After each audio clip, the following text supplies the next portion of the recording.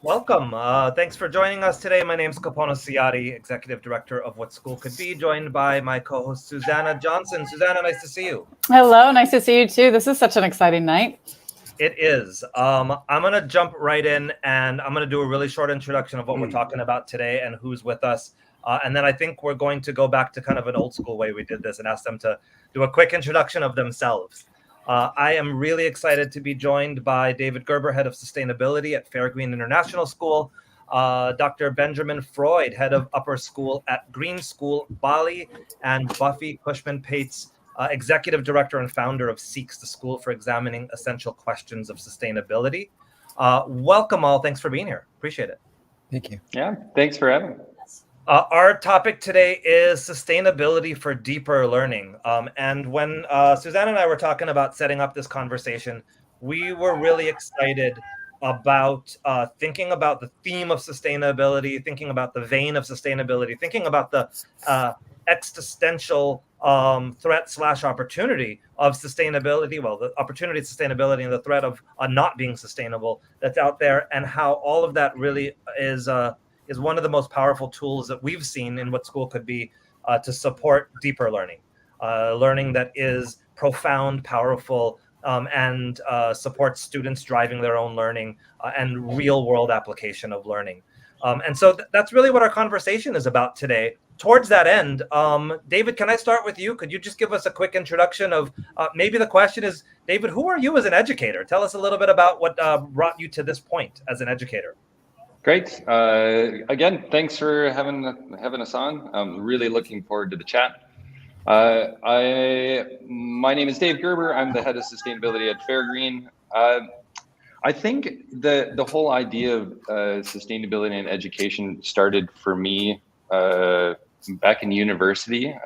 When I was training to be an educator, I spent most of my free time in the outdoors and really enjoying the natural world.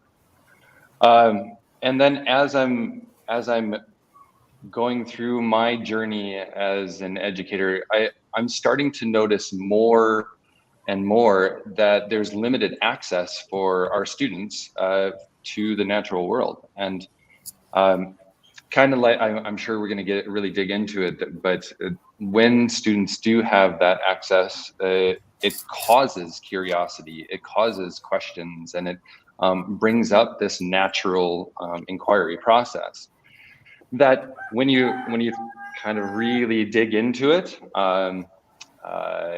that access and that limited access is really hindering future learning, right? And especially future actions for our students. What I really want for all of the students that I interact with is for them to have a choice, and for them to be able to, whether it is in the financial world or if it's in the world of sustainability, I still want them to have a choice. But now with them having limited access to the natural world, there's less choice that's being made of sustainable practices. And that's kind of why I'm here in the heart of Sustainable City and in the heart of Dubai, and being a place that's well known for not having the best environmental footprint. I think it's really important for schools like ours to be here. and to be, banging the drum for sustainability and how sustainability helps us learn. And we do focus on sustainability in all of its forms, social and emotional sustainability and economic sustainability. But that's me for a brief, so I want to pass it on to everybody else. So yeah, again, thanks for having us here. Yeah, thanks, David. Really looking forward to hearing more about Fairgreen, its place in Sustainable City, its place in Dubai, and your journey there. Dr. Benjamin Freud, I am just excited that every once in a while there's a chicken in the background, and I'm assuming that has something to do with where you are. That is not a virtual background. I think it is amazing to have a real background there. Tell us a little bit about who you are as an educator and how you came to be under this straw shack there in an amazing school in Bali. So this is one of the only buildings I can think of too that has windows at this school, all made of bamboo. It's a school that is 98% energy efficient on most days. So it's an amazing place. I came into this space from a different point of view. For me, it's more politically charged. When I was at university, and I really was thinking about disrupting the system, radicalizing the system, and really fighting against socioeconomic injustice, which has been something that's been close to my heart. And I started off my career in probably the wrong place, but yet the right place, which is in the late 90s in Silicon Valley. And while that was, thriving with venture capital, which is one story, it also had this idea that you could be 27, 28 and really disrupt the world. And these guys that I was working with were building Web 1.0 and really disrupting the world. And I loved that rebelliousness and that can-do attitude. Fast forward some years, I got into education and still had that desire to fight the meritocracy and, carry that chaotic banner out there. But I realized actually that the socioeconomic issues and the issues of inequality and injustice really were connected to how we treated other species, how we thought of nature as disconnected from us, and how it was a place of extraction. And so that led me into a lot of philosophy and thinking and so forth. And I thought that the only place we can disrupt education is coming at it from an ecological lens, ecological being political, but also being one that is about relationships. Long story short, my Green School Bali, which is an amazing school in terms of what it's doing for the world in many ways, in terms of education for sustainability. And I'd even like to push the envelope and bring up words like regeneration, which are words that are often co-opted and diluted. But I'm going to just plant my, say that regeneration is about doing and learning for the thriving of all life, as simple as that. Thank you. Love it. Thank you.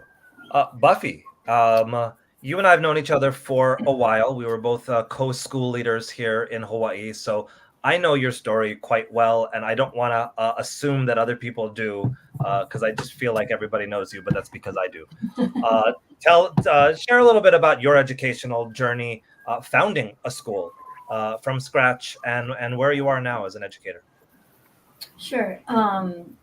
So I majored in geology in college, and I moved to Hawaii for graduate school in geology. And I think the thing about geology is this sort of, you think about the planet as a whole, as a system of systems. And I don't understand how anyone could be a geologist and not walk away with like a reverence for planet Earth, because that's certainly what happened to me as a geologist. And when I was here at graduate school, part of my funding came from being a teaching assistant.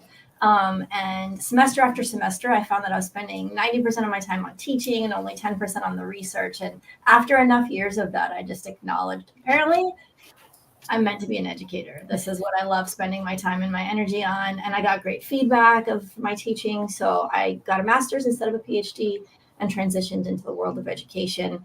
And I taught first in a DOE public school, and then in a public charter school, Hawaiian-focused public charter school. And then I worked at an independent school for several years. And I taught math and science because my degrees in geology sort of qualified me for that.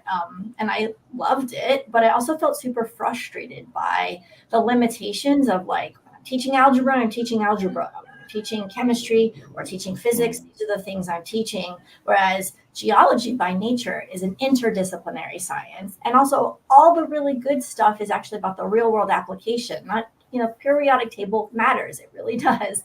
And algebra matters. I know Ted Dintersmith doesn't think so. I would advocate for algebra 1 mattering very much so. But anyway, like there weren't the opportunities in just sort of the expectations of what students are learning in these classes. There weren't the opportunities for the interdisciplinary learning and the real world application of that learning. And it wasn't about the school that I was in.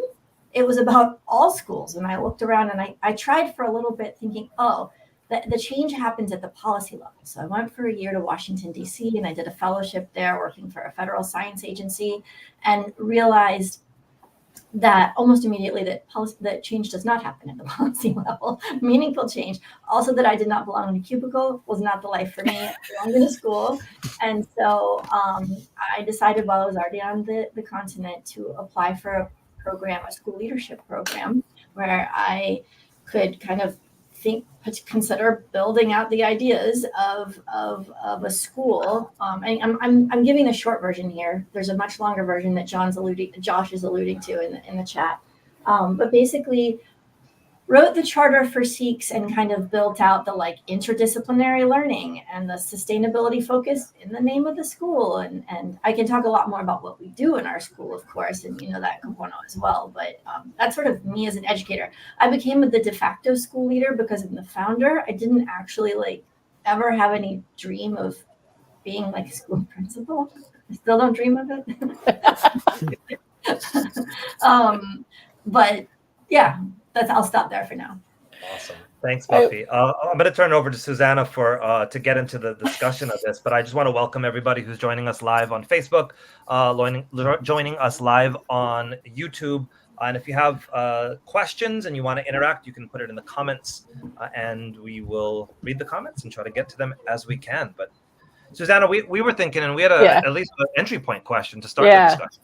Yeah, and I'm so fired up, and I'm laughing at the idea of Buffy in a cubicle just in and of itself, knowing that when you come to this work, a cubicle is absolutely the last place. But as I was listening to the three of you talk about this and the desire to model sustainability, a desire for disruption, making sure that there's doing and learning for everything and every creature, every part of the planet thriving, reverence for planet Earth, and then this concept of interdisciplinary and real world application, it absolutely equates to deeper learning and everything that we know about deeper learning. But my first question is really to understand, what does that model look like in your schools, the foundations? We can certainly read missions and visions on our own, but what does it mean to you in terms of how you spend your days and how you approach education for deeper learning using this very important basis of sustainability? No particular order. Yeah, go ahead. Yeah, or I look like Ben was ready. Yeah. Free for all. Go ahead, Ben. I'm going to challenge that word model for a very specific reason. And I know sometimes, I'm not saying that it was dropped in there thoughtfully, but I do think we need to pick up on it. And that's this idea of model and scalability, and how the two are incompatible with sustainability.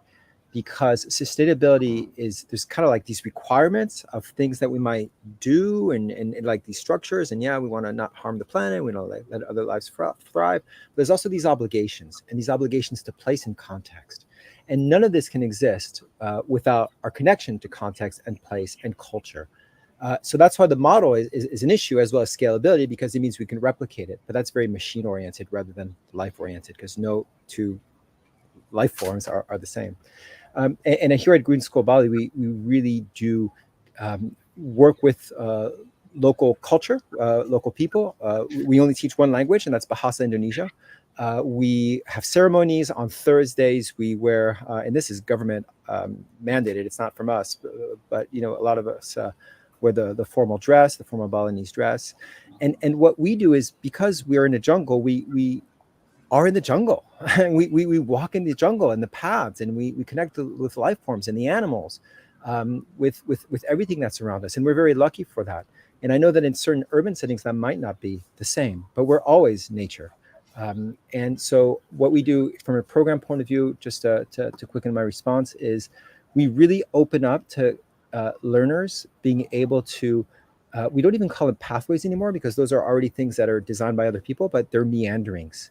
They're meanderings of how they might go about telling the story of their learning, connected to Bali, connected to themselves, connected to the world, and really create those stories and grasp learning in ways that make sense for them. And the sustainability piece there, because we anchor that in a way with the ethos of the school. So it has to be within certain boundaries. Those stories aren't just any stories, they're stories that are coherent.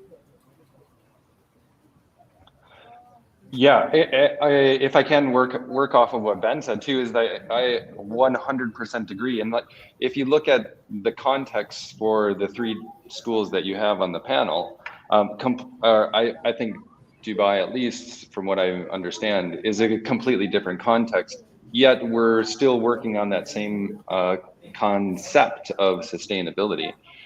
And so we wouldn't have, or we don't have the ability for students to directly go out into the jungle or out into the natural world, because it's a 45-minute drive into the desert. But what we're still trying to do, I think our context is a little bit different, that we have students that have never been into the natural world, and that we want to have that first introduction to, whoa, okay, this is what a sand viper, this is how a sand viper actually makes a sound, and this is what happens when a dung beetle rolls and makes his home. And once that they have that understanding of our context, then they can go into the deeper learning that we're talking about. Then they can really start that natural inquiry cycle. And what Buffy was saying is it's a transdisciplinary understanding. And I think our context is very much in an IB setting as well, which is the natural framework of transdisciplinary learning, a natural framework of being able to discuss sustainability concepts and being able to argue and debate those concepts. Because, like, again, taking context into account, is we live in a space that that doesn't necessarily have that environmental mindset, and so that automatically brings up really, really good debates. And those are some of the deeper learning skills that we're trying to develop. But and I think as long as that sustainability, like, we're working for a better future, and having that as our ultimate focus, everything goes through that lens, right? That when we're constructing sentences in grade 1, we're constructing it for the purpose of having a better future, for constructing it to be able to make an argument to reduce the plastics in our cafeteria. Like, if you have that as your ultimate goal, it kind of gives a why to everything. I have so much I want to build off of, but I'll go with, like, our driving why. Our vision statement at SEEQS is that seekers is what we call our students at SEEQS. Seekers will be stewards of planet Earth and healthy, effective citizens of the world. And then every element of our school model, although I might not call it that anymore, Ben, because I'm very, very compelled by what you said there, but the primary elements of our school model are designed with that sort of vision statement in mind. So I will describe what our school, not model, is just kind of has for it, because really, like, I want to also say more about, build off what Ben said there, but the basic idea is that there's this really intentional community building built into every day, every week at SEEQS, of students engaging with each other, connecting with each other and with the teachers, everyone connecting together. Then there's actual content courses as well: English, science, math, social studies, arts, electives. But that every day, or 4 days a week, there's this 2-hour-long interdisciplinary course where students are examining an essential question of sustainability for a semester. And it's interdisciplinary, so they have multiple teachers from different content areas, and they explore a complex question for a semester, and they engage with community partners, they go on field studies, they go out into the community. We kick off the semester with 2 whole days of what we call EQS camp. That's happening for us this week, where we're going to, some students are going to a fish pond, others to a lo'i, others to a solar farm, going out and engaging with what's happening in the community. David, is really fascinating to hear what a different challenge you have, because we are surrounded by nature here in Hawaii. I'm sure that's the same thing in Bali. We're surrounded by nature and beauty. It is very easy for us to engage. That being said, there are still so many students who don't. At our school, we do. We take them out. We walk, there's a botanical garden. It's basically in our backyard. So it's the combination of intentional community building, explicit content, and then interdisciplinary project-based learning that helps our students develop what we refer to as our sustainability skills. And you might say that these are the deeper learning pieces that we've sort of named as, in order to be a steward of planet Earth and healthy, effective citizen of the world, you need to be able to think systemically, reason analytically, communicate powerfully, manage effectively, and collaborate productively. And so students over their course of their years at SEEQS build a portfolio of their project work that exemplifies how they've deepened their understanding of those skills and become a better steward of planet Earth. And they have to defend that at the end of their 8th grade, at the end of their middle school experience at SEEQS. Susanna, I'm going to go straight to the third question that you and I talked about, because I can feel a really interesting conversation around context. Ben, you started it out. David, I think for people who haven't been to the deserts of Dubai, you kind of got us thinking a little bit about that, super urban, modern city to 45 minutes out there with, sand adders and dung beetles. And, Buffy, I think people's picture of Hawaii and what it is and what it isn't in their mind is important. I would like to know, how does your context, and you've already started, all of you started talking about this, but maybe just give a little bit more room to flesh it out a little bit, and maybe toss it back to you first, Buffy. How does your context, your location, your geography, your community, the type of school that you are, your curriculum, your mandates from outside, your context, how does it shape your school, its mission, and how it runs every day? Yeah, thanks. Thanks for sending it to me first, because this is the thing I wanted to say, in response to something Ben said, and even David, is early on, one of our founding principles, we have 5 founding principles, but one of our founding principles is that a learning environment is composed of its community members, cultural values, and physical surroundings. You can't replicate a school that is actually being responsive to the place where it is. You can use some of the pieces of it and some of those core ideas, but you can't replicate, because there's different people and there's a different place and there's different culture, right? And all of us have that. So thanks for kicking it to me first, because I wanted to name that. That's something just acknowledged in the big idea of our school. That being said, we are a public charter school in Honolulu, Hawaii. So we are both considered urban, and we're also middle school. It's worth naming. We're 6th, 7th, and 8th grades. Urban Honolulu, but also I am looking out my back window at the grassy wall of a crater, and there's not other buildings behind me here. So it's this really amazing combination of nature and city life, which is what most of our students experience too. You can't drive from one place to another without seeing the mountains and often the ocean as well.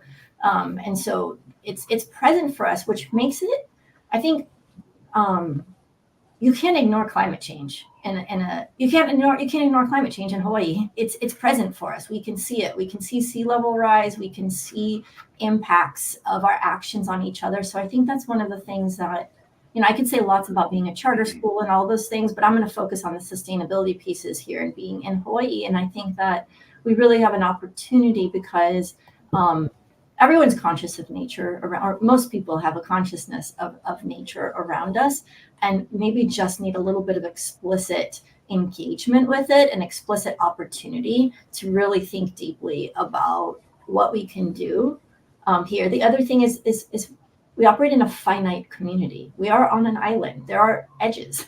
You can't just keep building. You can't keep sprawling. And when the sea level rises, you can see it. You can see the buildings and the streets flooding in Waikiki. I'll pause for there. David, I think if I could throw it to you next. I remember the first time I went to Dubai. I think half of what I saw and experienced was exactly what I expected, and the other half, I was like, "Wow, good wow, bad wow, different wow." It was just different. And maybe if you could start off by giving people who haven't been specifically to sustainable cities some context, so we can imagine a little bit, and then talk a little bit. You talked already a little bit about the International Baccalaureate (IB) that you mentioned, but being an international school, an IB school in the context of Dubai, in the context of sustainable city, what's that like? Yeah, so I'll just kind of go through our physical presence here. The sustainable city is kind of this oasis in the middle of Dubai, and in amongst some of these communities that really want to push the idea of sustainable living.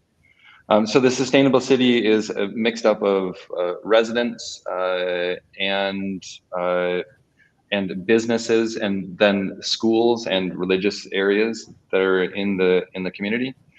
The residents can serve I'd say about 50%, can fill about 50% of the school. So it was mindfully done so that we would have to be pulling from other residents around.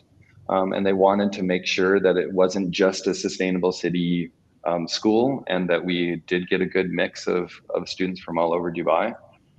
But then the sustainable city is they're working towards net zero. So there's a water filtration area that takes all of the water from the community, and it works it through a natural filtration system. There is there's solar panels on all of the parking areas and all of the houses, and I think that produces about 90% of their energy needs. Again, I'm rounding this whole idea of the concept of sustainability into sustainability for people, profits, and planet, right? That they do a lot of community building in sustainable city, and they purposely build all of the residents so that the parking is actually separate from the where the residents are. So you have to walk to your homes, and there's a pedestrian only areas. They also look at the businesses. The businesses help to support the residents help to support the businesses, and so there's some remuneration that's happening there. But then within our school, we want to build this community in our school, and we want to build a safe space for people to learn and people to take chances and take risks, and kind of think outside the box in this area. So yes, we are an IB, a 4-program IB school, but even being a 4-program IB school, what we're still trying to do is to kind of push the boundaries of the framework of the IB too, in having that focus of sustainability. But I mean, the school, because of our context and because of where we're placed, the environmental and the future thinking for the environment is one aspect that can't be separated for the future thinking for yourself too, and being in green spaces to help your well-being, and knowing that connections to the natural world is part of your well-being. That's a really important part, that the well-being aspect is directly linked to sustainability at Fairgreen. In addition to, I mean, getting back to context, in addition to finance, we are in a space that is very financially driven. Dubai is very financially driven. Yet we're developing learners future thinking learners that when they're into owning a company and when they're into those leadership roles, which I know many of them will be, that they're thinking about sustainability first, and they're thinking about the planet first. And so, yeah, I mean, we do have. I think we are that entry point. Like I was saying before, we are that entry point of students who haven't been connected to the natural world, that now they are connected to the natural world, and then they're thinking in the future about how that has benefited them and will benefit the planet. The last part I think that does need to be mentioned about Dubai and the context of Dubai, and if I ever talk to any other school leaders in Dubai, they'll always come back to the government and some of the government mandates and what the government requires for mandates or for their private schools, and the government. I think we're in this transition period too. Is that the UAE government is extremely forward thinking. Yet I think this is the case for a lot of education systems and governments, is that oftentimes the government is a few steps back. And so right now we're kind of going through this transition of older type of education mandates of being primarily focused on core curriculum areas and less on the soft skills. But now I think that they are starting to transition into more of the forward-thinking, transdisciplinary skills. So I think that rounds off our context. Thanks, David. Appreciate it. Ben, we can see a lot of your context there. Bamboo hut, some windows. We can hear some of your context. You're in the jungles in Indonesia, and are also part, not a model, but part of a network, right, of schools, of green schools that are connected and affiliated. Tell us a little bit about the context of Indonesia specifically, but then also maybe being in the context of a network of schools that are connected and can support each other in certain ways. Well, this is a very, it's a fascinating question, because Green School Bali is the OG. And then there's a school in South Africa and New Zealand that were actually started by Green School parents. So they're not technically the same, but we're the same, and we share things, we talk, and we have the same curricular approach. Green School New Zealand has windows and doors because it's really cold in New Zealand. You can't have the kind of open space here where it's always 32 degrees. So we really do support each other, but Green School New Zealand has to work with the New Zealand government mandates and that curriculum. So that sends a different message, but also has different things that they have to do. And they're doing an amazing job. Here at Green School Bali, it's different. We're a US diploma, so we can pretty much do what we want. We don't have high stakes exit exams. That means that we can do whatever we want within, of course, making sure that we have stories that are going to be valued and listened to by other people outside the school. But it means that, for instance, we started this year having the kids decide, have a voice in the classes that they want to take. They said, we want to take an entrepreneurship class. We created one. They say we want to have more current events. We created that. They say they wanted, there's a bunch of them who are interested in reggae. So we're doing the history of reggae and learning about Africa and the Caribbean through that lens. So that to me is really speaks to the piece of deeper learning, because when we allow that space for the kids to really co-create the curriculum, then we're working here. And I want to speak to this idea of sustainability in terms of context. Yes, I mean, we're so lucky. We're like in the jungle, and we have lizards and bats and all these things, and the smells and the visuals just immerse you in it more explicitly maybe than some might think in a building. But I want to stress this piece that David brought up about this community building and what that community piece might mean, because that is actually the real sustainability work. Because I struggle and I worry, and I'm talking with a different hat on than Green School Bali here. I talk with my own hat here, but I struggle with this idea that when we talk about sustainability, we talk about these techno solutions, these solar panels. Well, we've got solar panels. These water recycling. Well, we've got that. But if we're just doing these inventions in order to continue the way we live, this idea that we're going to consume, we're going to extract, we're going to try to get everything we can, but maybe have a smaller footprint, we're not going to get out of anything. And it's that community building, including with the more than human world. That's really critical. Yeah. That community building with what is more than human, that's really what matters from the relational standpoint, so that you can have a very sustainable or regenerative school in an urban setting, so long as we work on those relationships and work on altering the way we produce, transport, and consume goods and services, and the way we value each other in a different way, rather than taking, but that idea of reciprocity. Wow. Amazing context and great understanding. And just to make sure to honor Josh, I see the question we're definitely going to get to. We want to hear some specifics on strategies and stories. But with what I was hearing from all of you, that there are some themes of the inquiry being at the core. There's the theme of learners being self-directed, and they're learning meanderings, which I love. Super great. And also, because in this business of human development that we call education, in my opinion, we're seeking harmony with ourselves, harmony with each other, and harmony with the planet. That's my thoughts always. How do we do all of that? But what hit me while you were all talking was, what does this mean for your learners as they move ahead as global citizens? And I say this with two things. One, I think I'm really excited because it's a whole different mindset of solutionary thinking and critical thinking and community that is, it's authentic community, not just team building experiences within advisory once a day.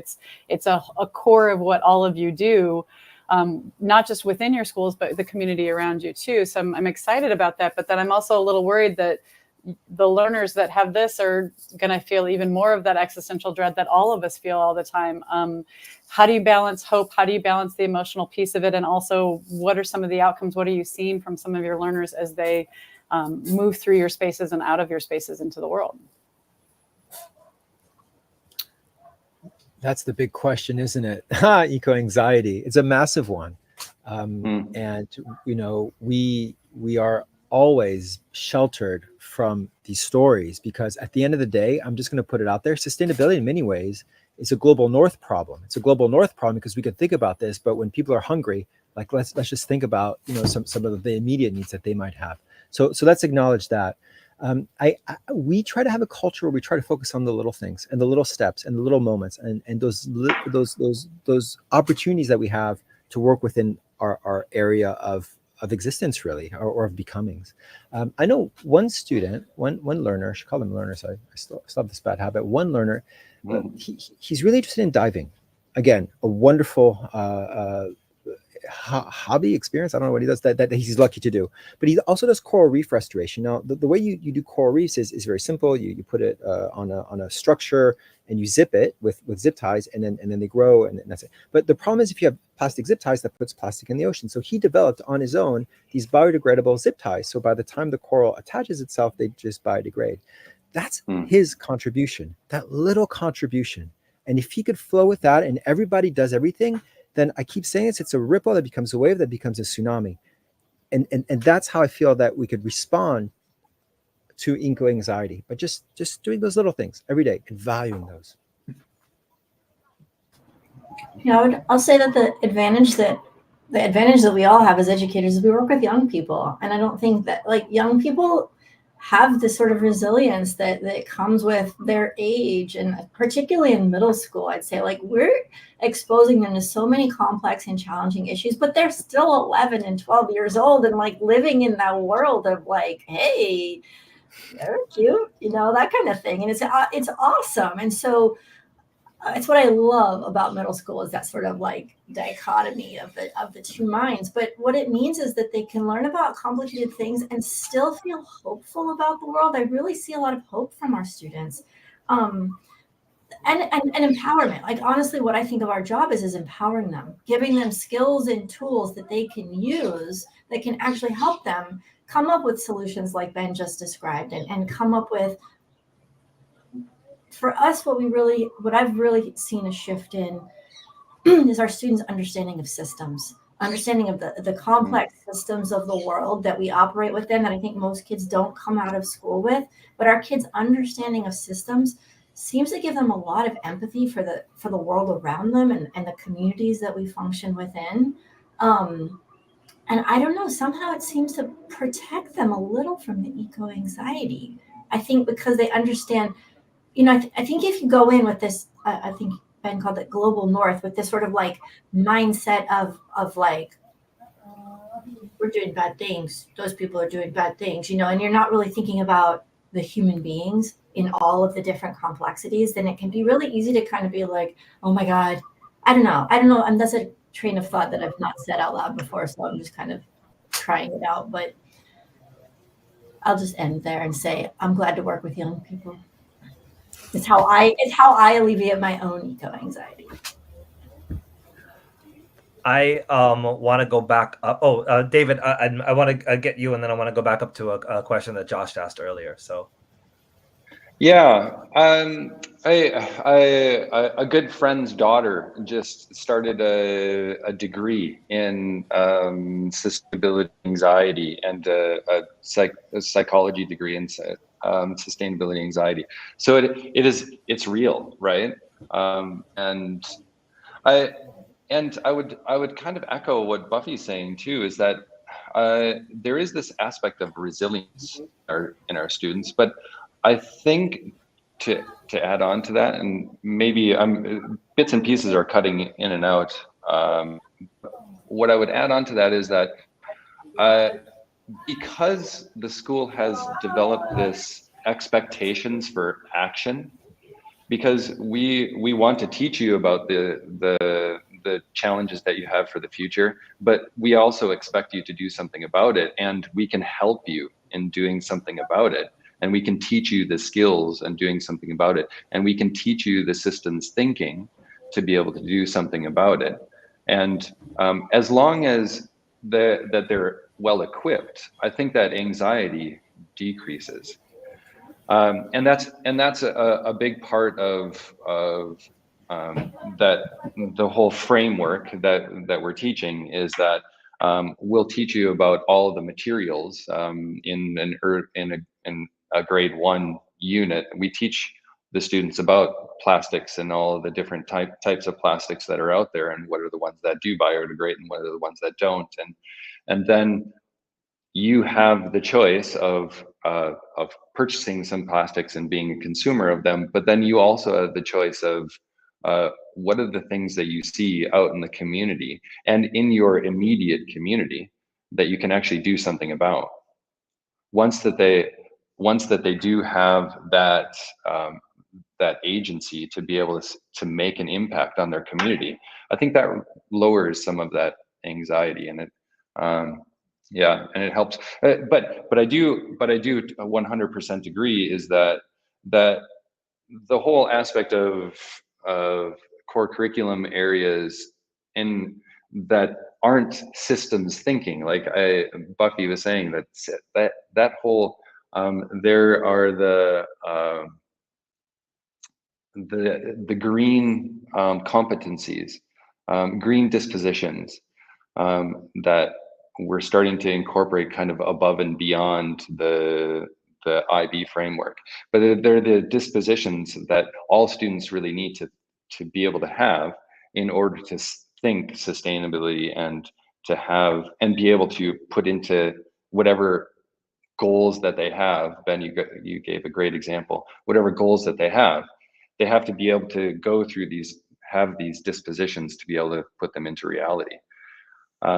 And yeah, getting back to my original point is that as long as they feel like they do have some power there, they do have some influence, I think that lowers some of that anxiety. Thank you, David. Thanks, Ben. Thanks, Buffy. I want to elevate a question that Josh had asked earlier. I'm going to read it. Where is it? Capono and Susanna would love to hear a specific example of from each of an impact project, soup to nuts. So we might not have time for soup to nuts. We might have time for what does really good learning look like in a way that you would explain it if somebody were to come and visit your school. A really neat impact that the kids have had, a story that you could recount.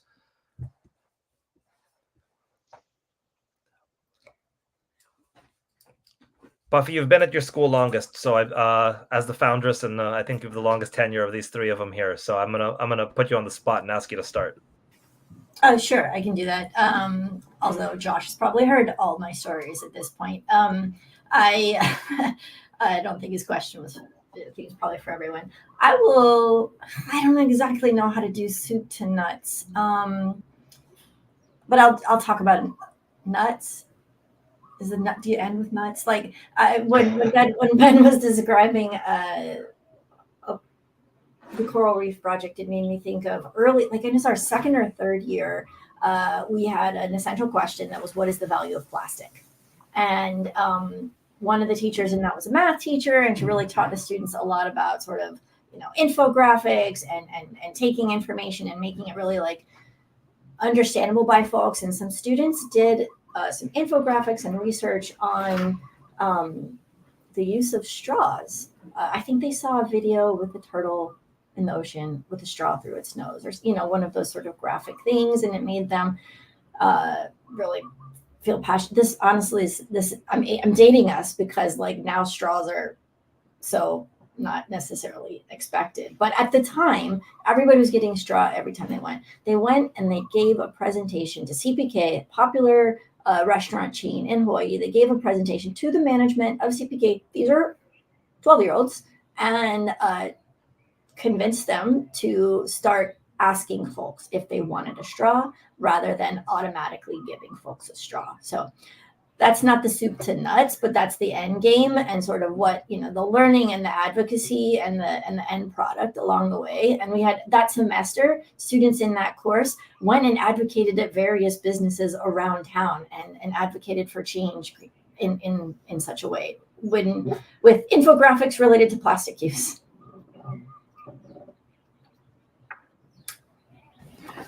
I just want to say, Buffy, that's such an amazing. Oh, sorry. Go ahead, David.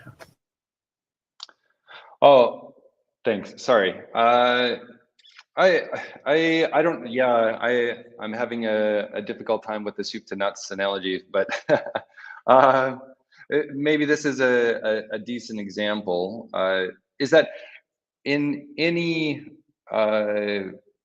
IB framework, we normally have this where we are, how the world works as a unit of inquiry, and oftentimes it's focused on business and how business is developed. And so we pose this question: what makes an effective business?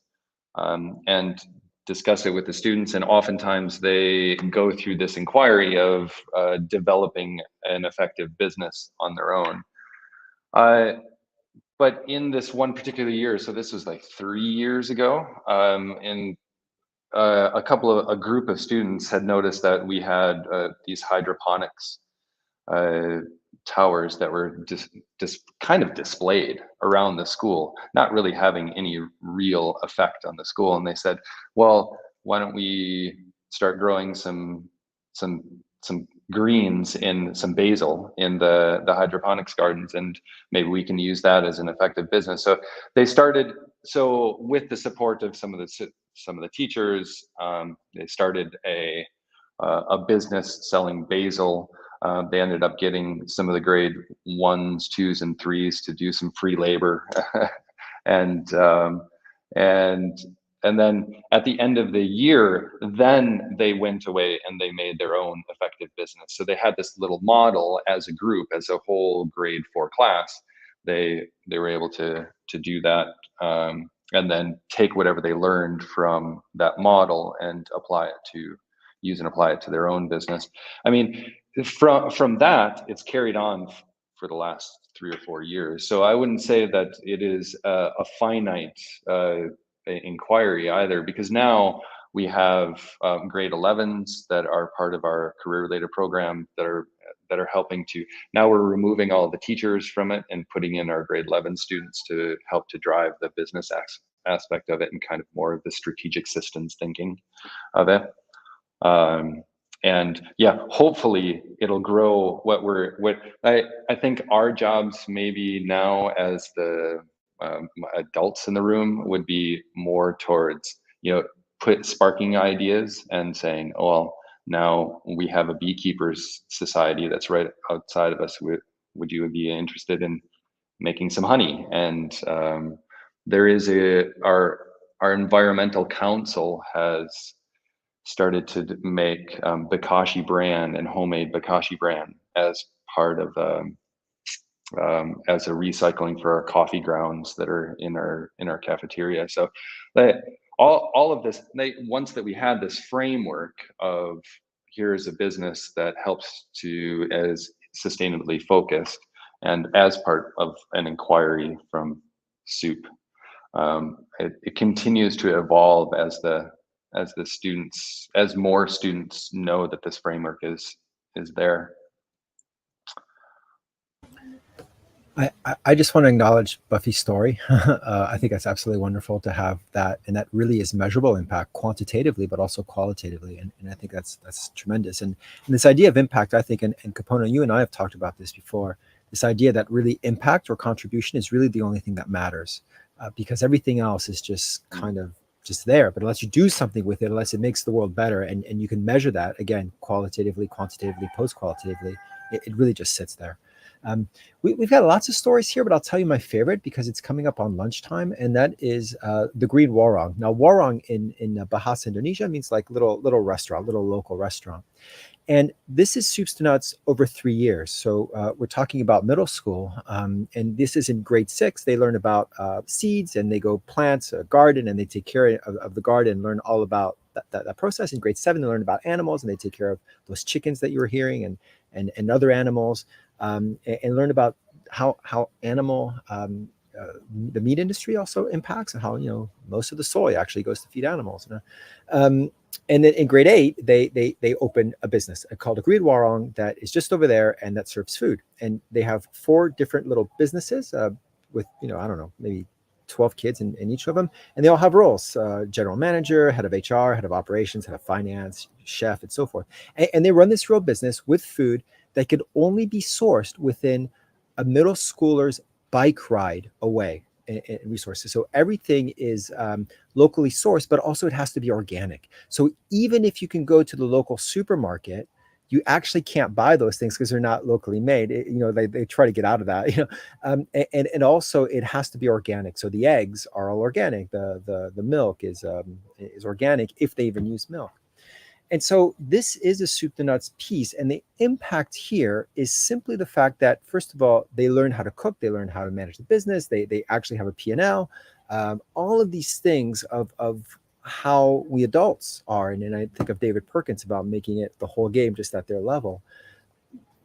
But here's the best part, is that most change happens at the dinner table. When a kid starts saying, hey, mom and dad, how come you're using this and this product that's bad for the environment? How come your makeup is animal tested? Why are you buying this food that's full of hormones? That's where the change happens. And that's where the impact that's not always measured happens, of how those experiences go around the dinner table, and that could have influence. Now, if we're lucky enough to be working with people who have a little bit more voice because of the socioeconomic demographic they represent, et cetera, then those people can start to change their ways and then start to sprinkle out in their worlds. So, those are ways that we're very lucky that we can do that over 3 years. It's so inspiring to hear the stories. I appreciate it. And I was seeing that there's a little bit of that firing up in the chat too, about different projects that are happening that are similarly inspiring. But in the interest of our precious time, well, maybe we could do a fast drop of one easy step to move into this mindset for the rest of the educators in the world who aren't in the great spaces that you are, that are in traditional settings or more traditional settings. How can they take one step to move in this direction, move into this mindset as part of their practice? No pressure on the time though, but it's a big question, but very fast. I can just kick us off, but I would say have action be the focus. Have student voice, student action. Have local to global impact be a focus, and then run all of the maybe this is